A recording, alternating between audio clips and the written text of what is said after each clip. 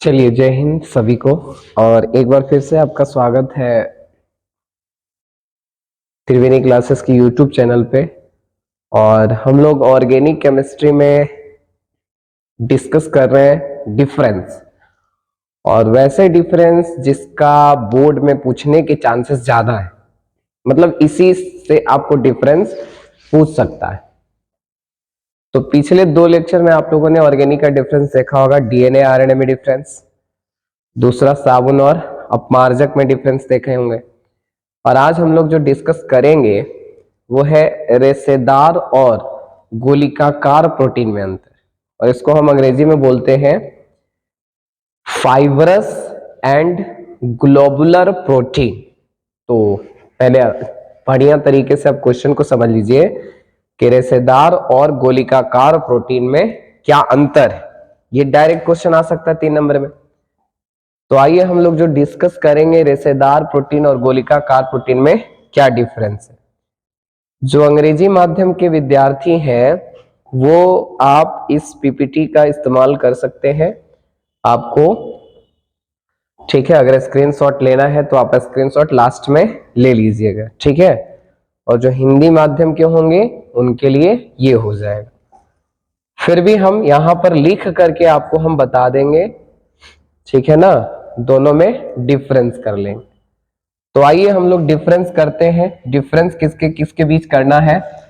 तो रेशेदार प्रोटीन जिसको हम लोग कहते हैं फाइब्रस प्रोटीन, और दूसरा क्या है? गोलिकाकार प्रोटीन जिसको कहते हैं ग्लोबुलर प्रोटीन। तो देखो बच्चों, सबसे पहला डिफरेंस, और पहला डिफरेंस है तो आप लोगों ने इसको पढ़ा होगा कौन से चैप्टर में? तो ये आप पढ़े होंगे बायोमोलिक्यूल्स में। तो बायोमोलिक्यूल्स में आपको पढ़ाया गया होगा कि जो रेशेदार प्रोटीन होता है उसमें जो इसकी संरचना होती है, ठीक है, यानी दोनों के बारे में मैं पहले बता देता हूं कि ये भी पॉलीपेप्टाइड से मिलकर बना होता है। यानी इसमें जो श्रृंखला होती है उसको कहते हैं पॉलीपेप्टाइड श्रृंखला, और इसमें भी पॉलीपेप्टाइड श्रृंखला होती है। दरअसल प्रोटीन किससे बना हुआ है? एमिनो एसिड से। और एमिनो एसिड जब मिलता है तो क्या बनाता है? पेप्टाइड। और बहुत सारे पेप्टाइड बनते हैं तो क्या बनाता है? प्रोटीन। तो बात यह है ना कि ए भी पॉलीपेप्टाइड से बना होता है, ए भी पॉलीपेप्टाइड से बना होता है। कौन सा पेप्टाइड? पॉलीपेप्टाइड।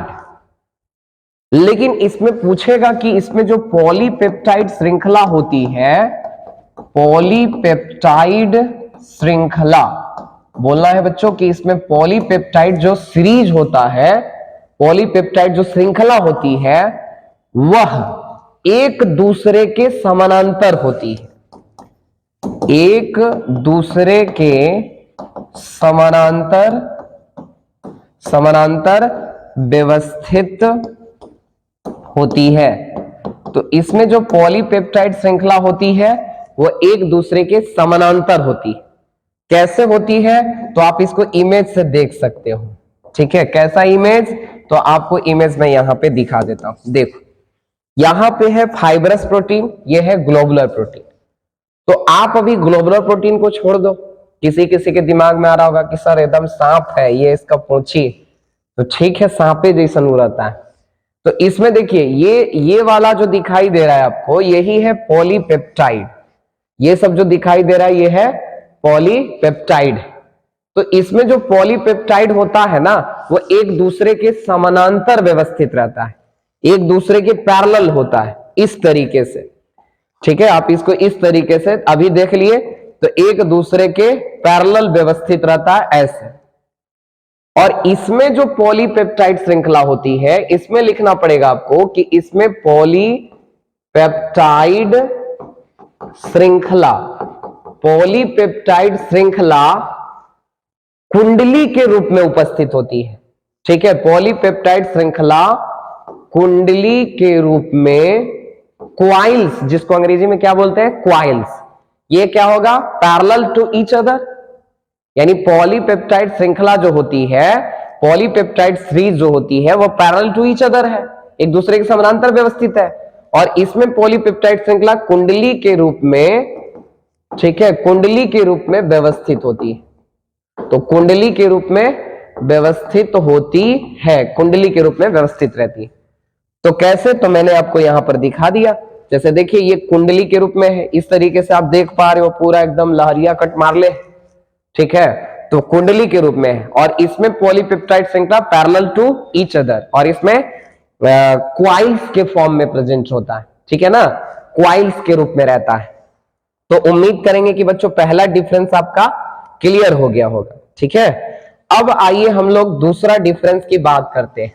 तो देखो दूसरा डिफरेंस संरचना की बात करेंगे, इसका जो शेप होता है। तो दूसरा बोलेंगे कि इसकी जो संरचना होती है, यानी इसका जो शेप है, स्ट्रक्चर, वो धागे के जैसा होता है, थ्रेड लाइक स्ट्रक्चर, ठीक है ना। तो इसकी संरचना धागे के समान होती है, धागे के समान होती है, धागे के समान होती है, मतलब थ्रेड लाइक स्ट्रक्चर, ठीक है ना। यानी स्ट्रक्चर ऑफ, या ऐसे कर सकते हैं कि thread like structure of fibrous protein, ठीक है ना। तो इसकी संरचना किसके जैसी होती है, धागे के जैसी होती है। और बच्चों इसकी जो संरचना होती है वह स्फेरिकल होती है, मतलब गोलाकार होती है। तो हम कहेंगे कि इसकी संरचना गोलाकार होती है, स्फेरिकल लाइक स्ट्रक्चर, गोलाकार होती है। तो उसकी संरचना किसके जैसी है, थ्रेड लाइक स्ट्रक्चर। और इसकी जो संरचना है वह किसके जैसी है, तो गोलाकार संरचना है, ठीक है ना, स्फेरिकल। तो ये स्फेरिकल लाइक स्ट्रक्चर होता है और ये थ्रेड लाइक स्ट्रक्चर होता है, ठीक है। तो दो डिफरेंस आपका क्लियर हो गया।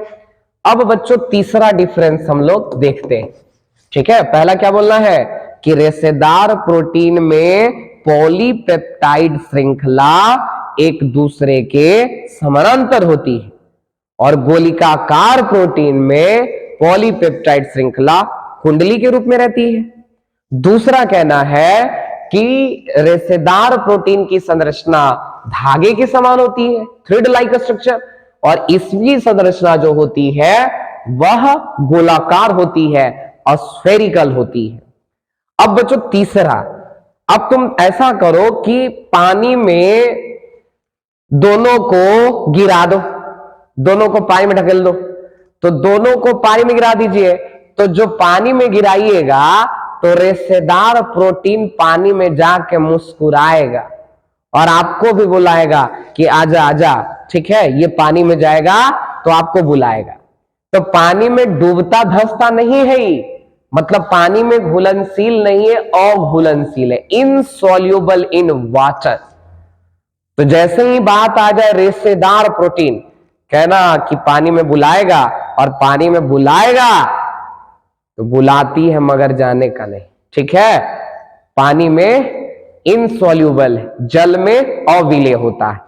लेकिन अगर आप गोलिकाकार प्रोटीन को पानी में फेंक दोगे तो पानी में विलीन हो जाएगा, ये किसी को बुलाता उलाता नहीं है, यानी सॉल्युबल इन वाटर। तो इसमें क्या लिखेंगे कि यह जल में, ठीक है, जल में विलेय होती है, जल में विलेय है।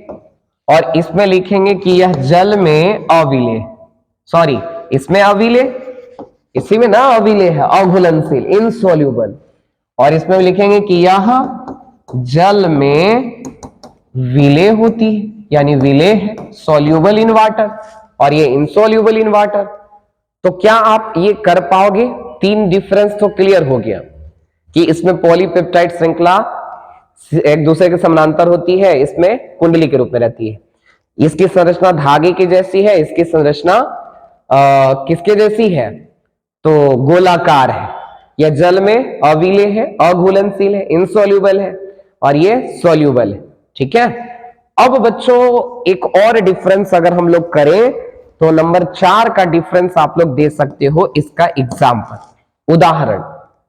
तो उदाहरण क्या है, तो आप लोगों ने नाम सुना होगा कीरेटिन, कीरेटिन, मायोसिन, मायोसिन। बताओ कीरेटिन कहां पाया जाता है? कीरेटिन पाया जाता है बाल में और नाखून में, ठीक है। मायोसिन पाया जाता है मांसपेशियों में। तो कहेंगे कीरेटिन, मायोसिन आदि इसके उदाहरण है। आदि इसके उदाहरण है, ठीक है ना। लिख देना एग्जाम्पल। और इसमें बच्चों लिखना है नंबर 4 में क्या लिखना है कि इंसुलिन हो गया, इंसुलिन हो गया, हीमोग्लोबिन हो गया, हीमोग्लोबिन, ठीक है, इल्बुमिन हो गया, इल्बुमिन, इल्बुमिन इसके उदाहरण है, इसके उदाहरण है, ठीक है, इसके उदाहरण है, ये लिख देंगे बच्चों। तो देखो कीरेटिन, मायोसिन आदि इसके उदाहरण है और इंसुलिन, हीमोग्लोबिन, एल्बुमिन इसके एग्जाम्पल हो जाते हैं। तो ये उम्मीद करेंगे कि आप लोग जो है डिफरेंस क्लियर कर लोगे। ये 4 डिफरेंस है, ज्यादा डिफरेंस हमें इसमें देखना भी नहीं है, पूछेगा भी तो आपको 3 नंबर में।